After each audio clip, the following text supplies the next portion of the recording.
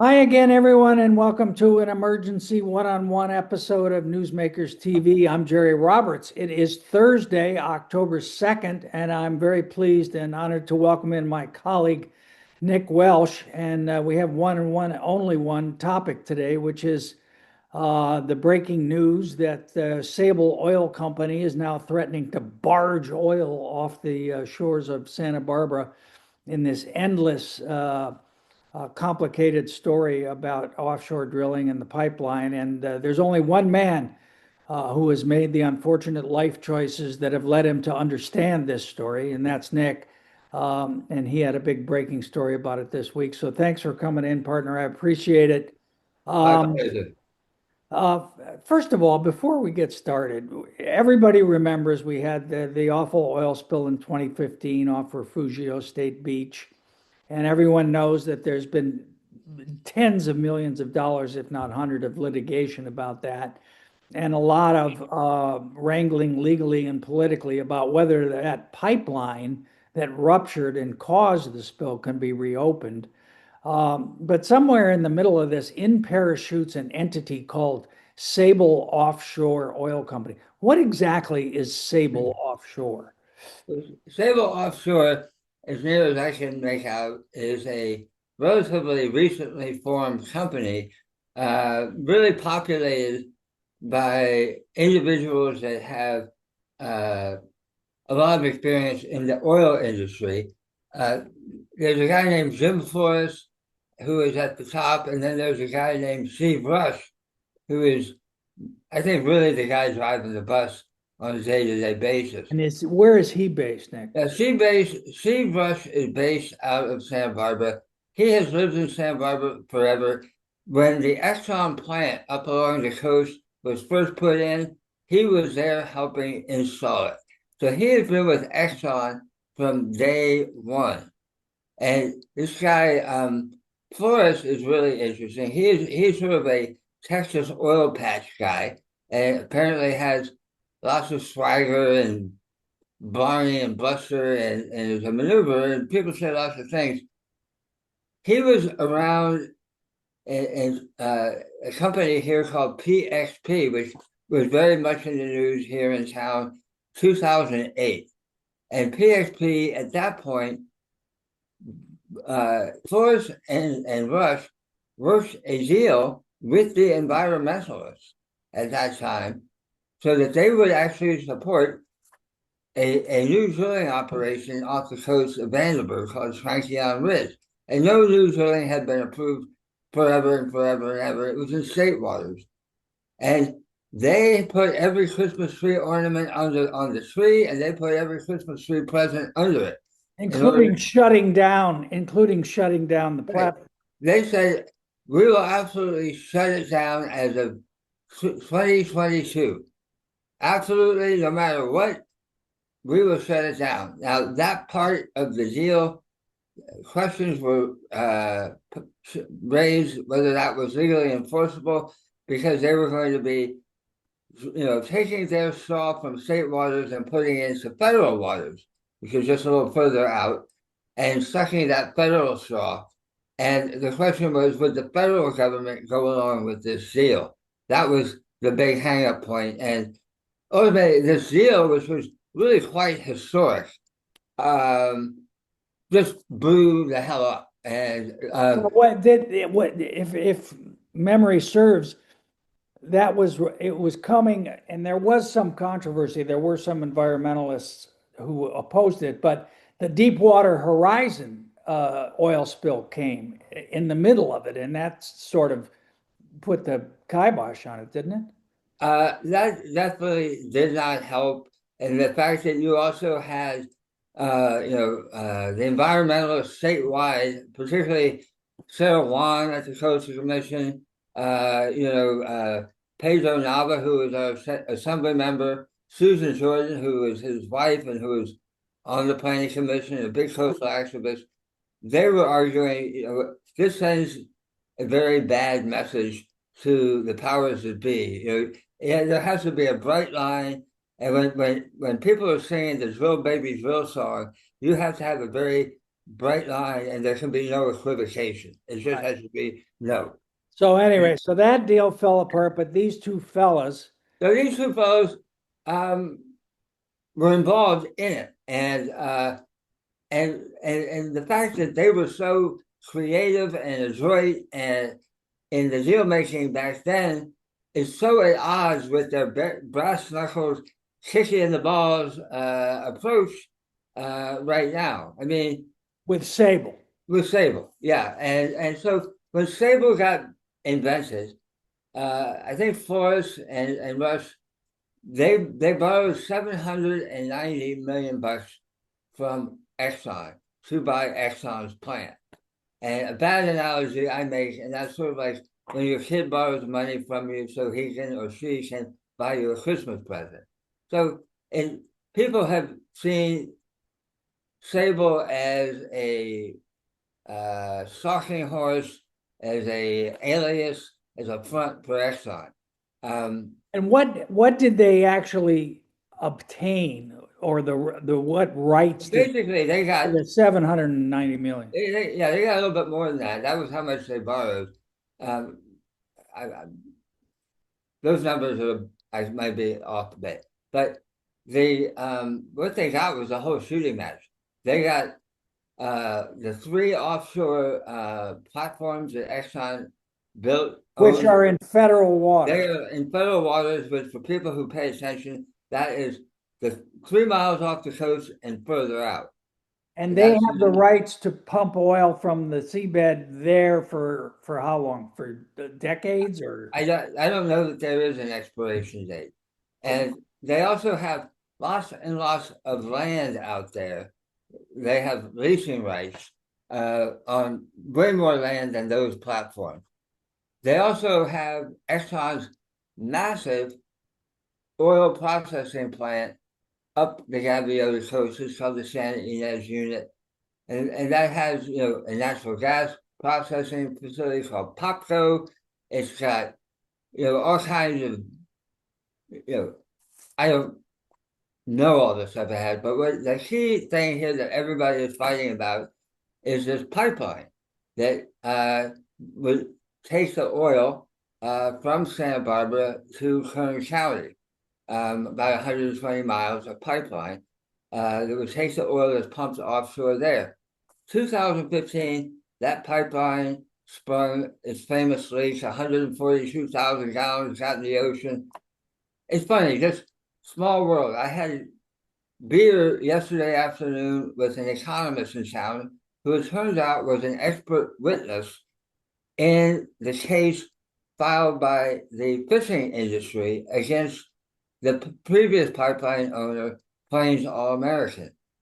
And they got $280 million on that because of all the fish that got killed that we never saw. These are fish that didn't wash up on shore, but where the fishermen and the fishing industry, harvested, their reserves were severely depleted by this oil spill.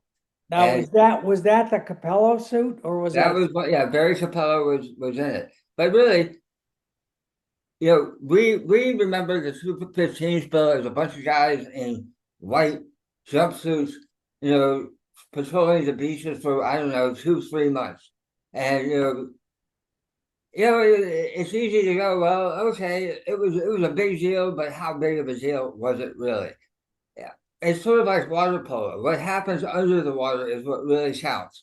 And what happened under the water here was a whole lot of fish that we could have killed and sold to China or wherever, were already dead.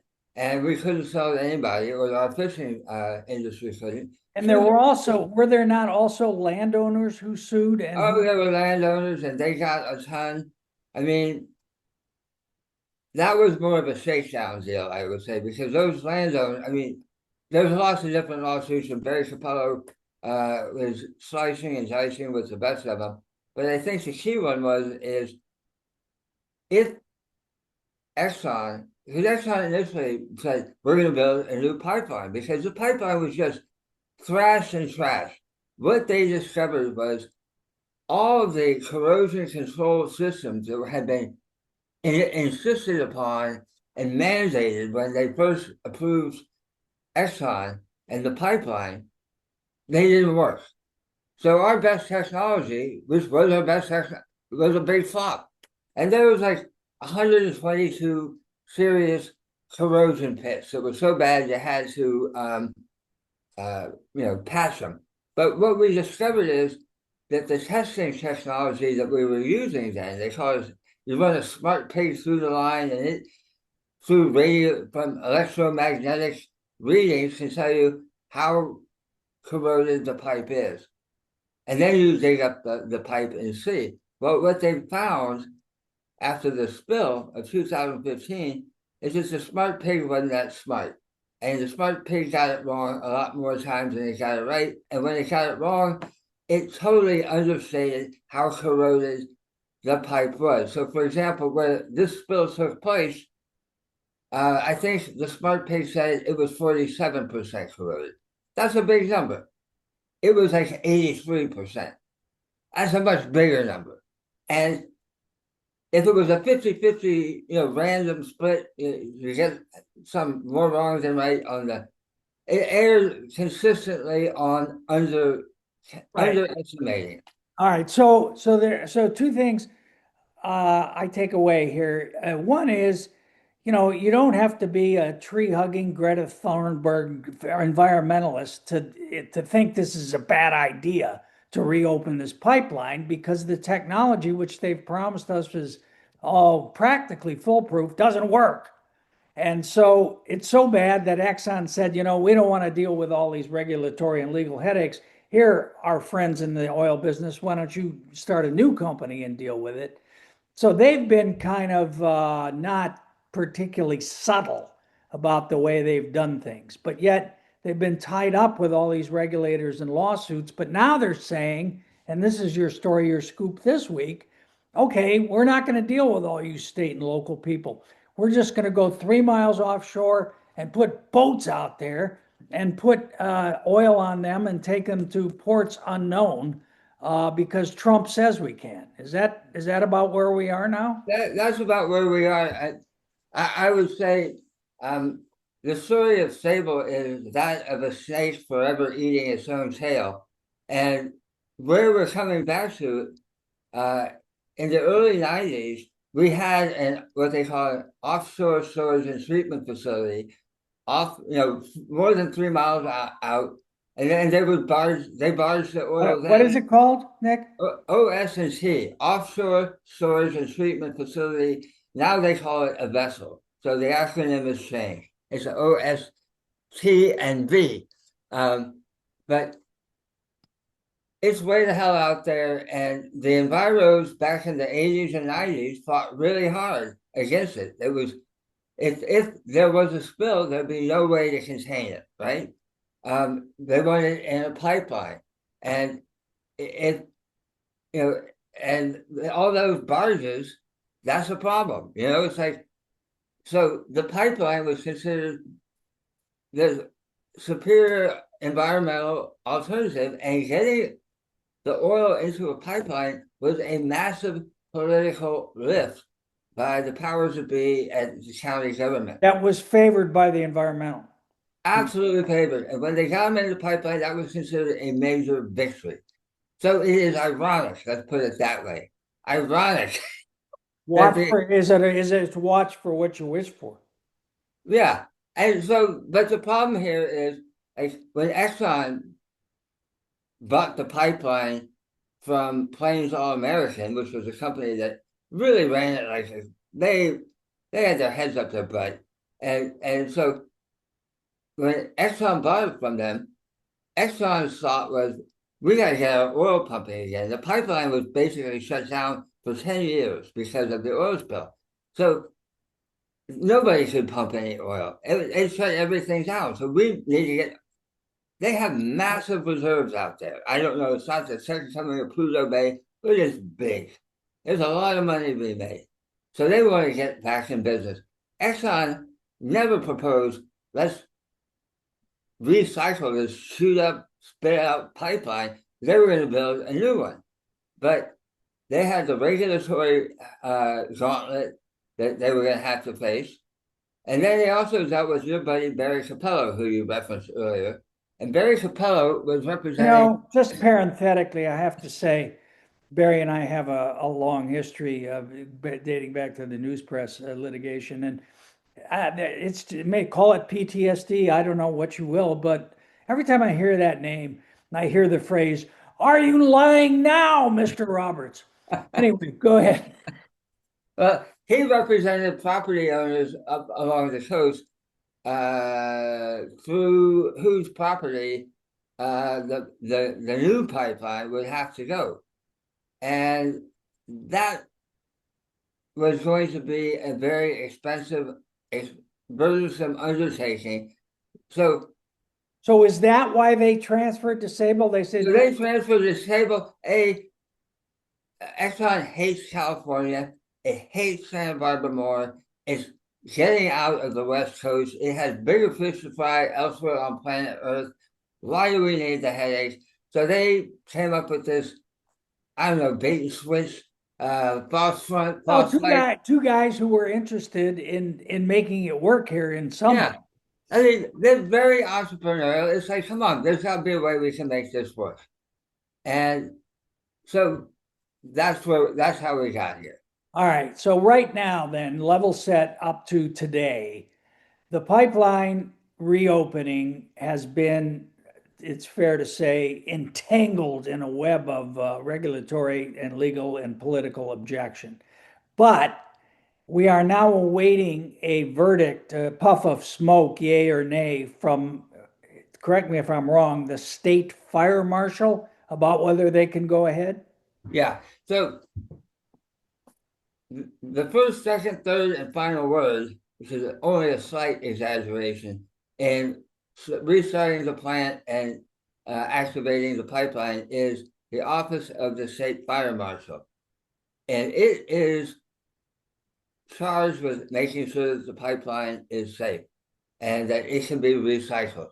And the State Fire Marshal, I think, it was either a 63-page report or 63 conditions of approval that it said, if these conditions are met, we think the pipeline can be operated safely. Now, that is not the same thing as giving the company the restart permit that it once needs and has been promising its investors. I mean, I know just another wrinkle. Sable has a time deadline, or at least it claims it does, of I think 2 years or something like that, in which it has to either get the permits it needs or give Exxon its money back. Now, I kind of think that is a big fraud and a sham, and I don't believe it at all. But I haven't seen the documents, and it's easy for me to say that, and I don't have any real knowledge. Well, and another wrinkle is that there's a shareholder suit against them, is there not? There's a couple of shareholder suits against them for claiming that they were way further ahead than they were and that they were actually producing when they were not. Again, I don't know what weight to give that suit. Some people will say if you're starting a new company and you're going out to investors, it's sort of like having mosquitoes around you. It's just an inevitability. It doesn't necessarily mean it's a big deal. Right. So when you say fraud, you're referencing the allegations that have been made. We're not saying that as a legal fact. No, yeah, those are the allegations made in that suit. I am not saying it. It has not been adjudicated. But it doesn't. But here's the fire behind the smoke of those. When you have the lieutenant governor of the state of California, who is the head of the state lands commission, basically come out with both guns blasting at Sable based on what it has said in May 15th in a notice to its investors that you guys are lying through your teeth and you're saying that you're in production when you're not. And that causes us to have no faith in anything you're saying. That's different than a pissed off shareholder who thought he was going to get 8% return and now is only getting 5.5%. So that is kind of more of a big deal. So a reasonable man might, in that situation, conclude that some of the funny business might be, in fact, evidence-based. All right. Yeah, So it seems to me that at this point, there are three possible pathways forward. One, nothing will happen. The pipeline will remain shut down. All of the Coastal Commission and other state agency objections will go forward for a period to be undetermined. Two, the state fire marshal suddenly emerges and says, looks good to me, and it sort of sweeps away all of the other objections, and the pipeline can resume. And three, Sable says, we're going to take our oil and go home.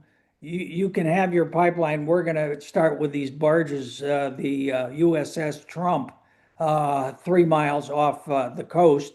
And, all of the original concerns that you had about that kind of shipping are now returned, and we're back to 1980s. Is that's that a pretty sum it up? that's a pretty good way. And I think the one caveat that all of them have that you didn't mention is, there's that great movie There Will Be Blood. It's all about the California oil industry. This one should be There Will Be Litigation, and there will be tons and tons and tons of lawsuits from Sable against Sable forever, infinity. But the Trump one is really interesting. It's sort of like I'm negotiating with you, and I put a big gun on the table, and I say we can do this the hard way or the easy way, and it is a given that Trump is in the White House, I think it is a safe bet that he would accede and acquiesce to anything that Sable asks him for. I think that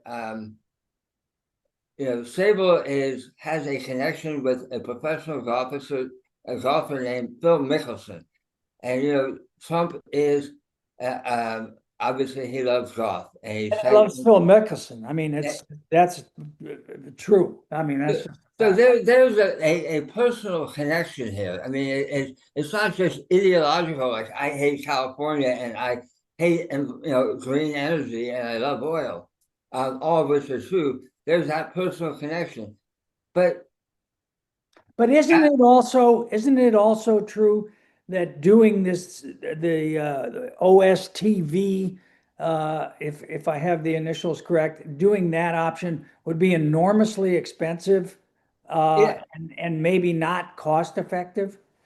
I think that it's going to cost a lot. I talked to Rob Almy, who is a former energy director at the county of Santa Barbara when the OS&T was a big deal. So he lived through that.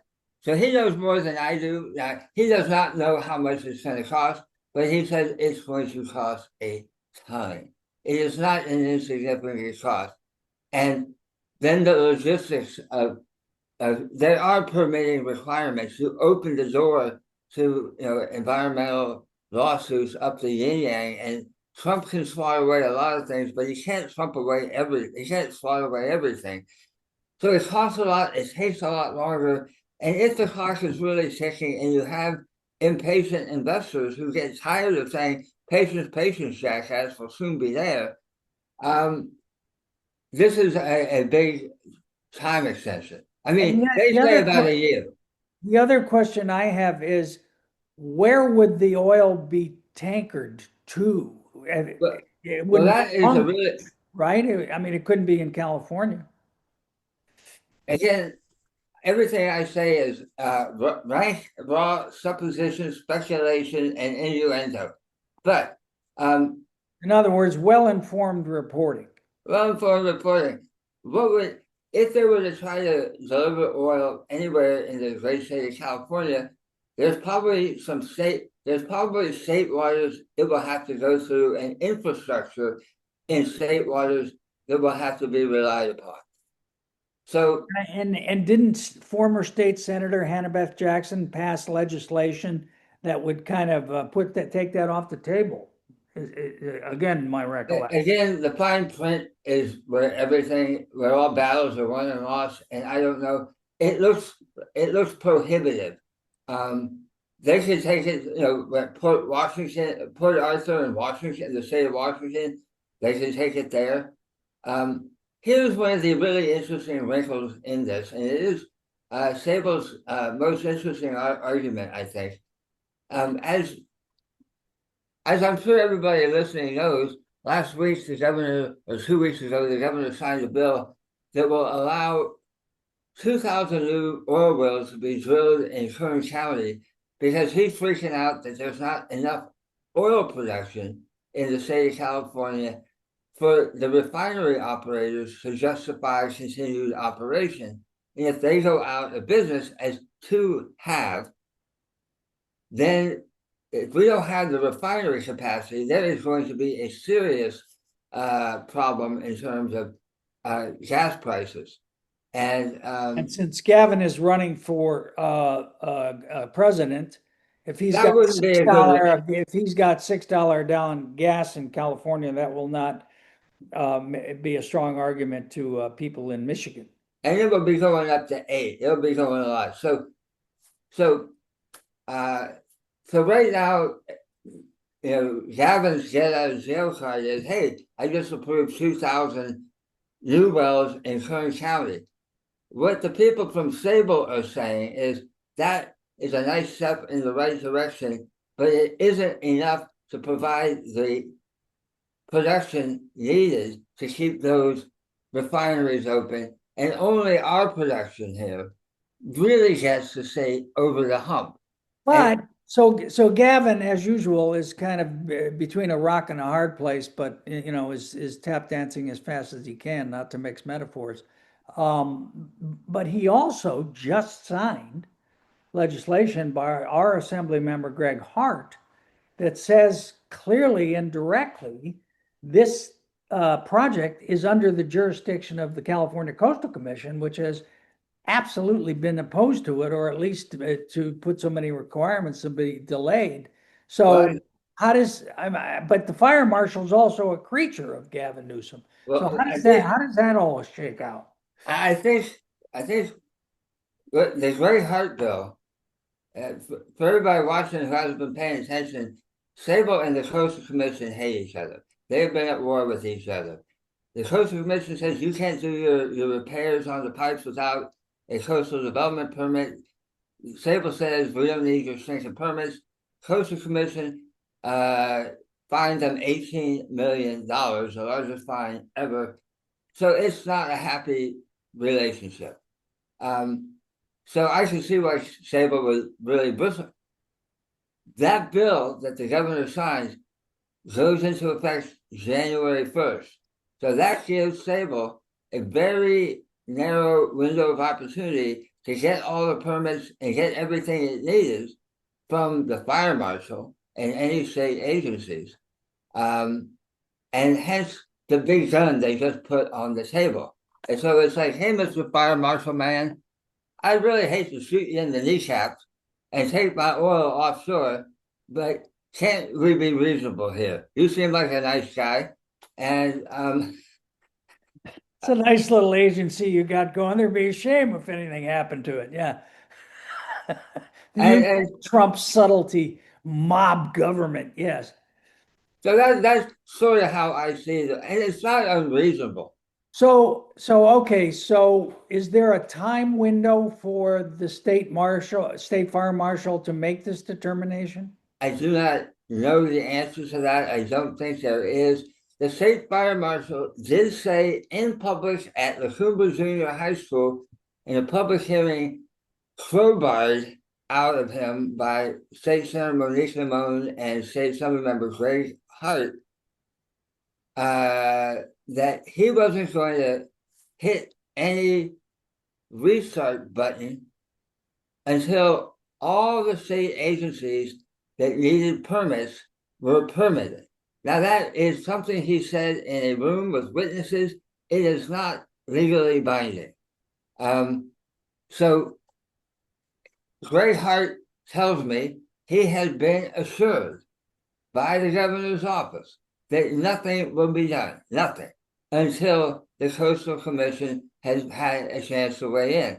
Of But course, that he had those assurances from the governor's office last year too, when he absolutely did. And so Gray said on the record, in all my years in office, I've rarely had somebody tell me one thing to my face and do something so dramatically opposite without any warning.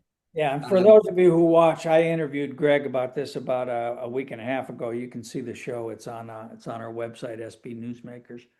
so Sable is they are up against the wall, and the clock is ticking. This January 1st deadline could be a real problem for them. And if they have to get into it with the Coastal Commission at this stage of the game, uh, it's going to be dragged out. This story, Nick, it's so funny because we talked about this story 10 years ago on the very first episode of Santa Barbara Newsmakers, then called City Desk. And we've been talking about it ever since for 10 years. And your coverage of it, of course, has led the way and has helped explain it to people throughout the Central Coast. But, I have this picture of you sometimes like Carrie, in that show with the strings on the wall connecting all of the dots to the various subplots and so on. Because we haven't even talked about the Board of Supervisors, which is going to revote sometime soon about whether the permits were legally transferred or not. But I'm not going to talk about that today. But I'm so grateful for you taking the time because I know you're up to your eyeballs in other stuff to try to break this all down. And so I think where we are is we're all breathlessly awaiting what the state fire marshal is going to do. The gun is on the table about the Trump administration. But as we talk about it, it just seems the cost of that to Sable and to Exxon would be exorbitant, if not prohibitive. So let's leave it there. This is I mean, really, yeah. I mean, when you were saying that about the first thing, 10 years ago, the thought running through my head was, please make it stop. And I get stopped by people in the street saying, can't you just write something simple about this? And Oh, you'll have to watch the program today, I'm afraid. Just to send everybody over this way. Actually, the Indy should post this Newsmakers episode because I think it has been very clarifying because I think people, they understand the stakes, which are enormous. Oil spill in Santa Barbara in the same sentence is never a good thing, and has been thus going back to 1969. But it's so often there's so many developments, so many subplots, so many things going this way and that people feel that they're coming in the middle of the movie. So I hope what we've done today has been clarifying and trying to, if not go back to square one, square one being when the Shumash first found oil here, how many, millennia ago, at least back to the oil spill and what's happened over the last 10 years and why we are where we are.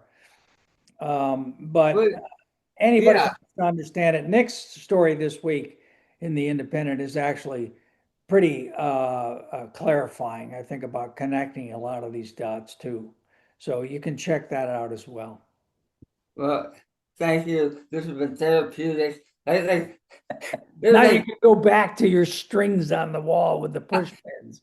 I wish I understood it nearly as well as you seem to think I do.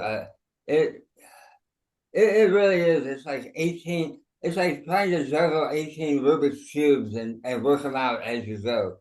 And so Well, I we just know because of our local media landscape that every reporter of the few who remain in our plucky band are stretched thin. This is a huge story, and you're the source for it, and what everybody looks to try to understand what's going on with those platforms that we can all see every day, and what's going on with this pipeline, which spewed oil and killed all the fish and bespoiled the beaches. So wait, let me say one thing and I'll go because I know I'm belaboring it, but Recently I've taken to going to the beach early in the morning to sort of like clear my head and just sort of calm myself down and not read the newspaper. And so you're out there looking out at the ocean, and off to the left, towards the south or the west, whichever way it is, you see five oil platforms. And then up the coast, you see UCSB in the airport.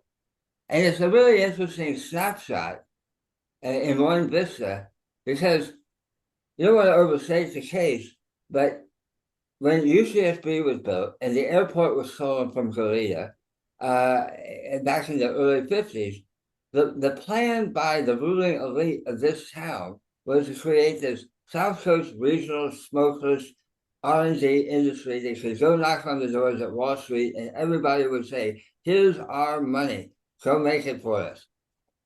At that same time, those same elite made a concerted point to remove any chance that there would be any oil derricks in front of the city of Santa Barbara's horizon. They went to Sacramento, they brought the state Senate subcommittee that was in charge of natural resources to Santa Barbara. They gave them a tour, they got them drunk, they fed them, they wined them and dined them, they had a hearing, and the subcommittee said, you're right, we don't want any oil derricks on your horizon either. So in the 50s, I think 1954, but I won't swear to it, that they got rid of it. Now, I don't want to overstate it because we have a lot of oil people involved in UCSB, Moser, for example, but the history of the tension between oil and what the community wants to be and how it wants to define and invent itself had been at tension and at odds way before even the 1969 oil spill, way before even the 2015 oil spill. It goes back deeper, and it's not just a bunch of crazy, black pajama wearing Right, environmentalists. right. I mean, when you think about who was in charge of Get Oil Out in the early days, they were rock-ribbed Republican women. I mean, Lois Steinberg, a Republican. I mean, so this idea that this is sort of left-wing radicals is sort of a contemporary fiction, but it's not based in our history. Yeah. Well, great summary, because I mean, there's so much history here.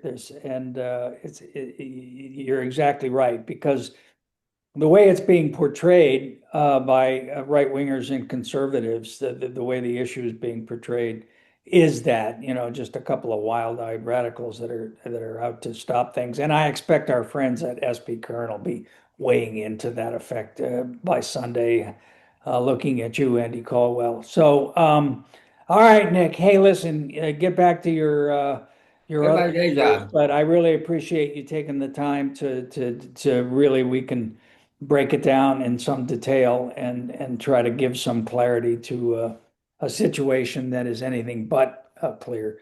Well, thanks. I hope it succeeded on some level. All right, I think mean, well. Santa see Barbara you. Independent, Angry Poodle, plenty of free parking. Read his story this week to get another sense of it. And thank you all for watching, and we'll see you next time on Newsmakers.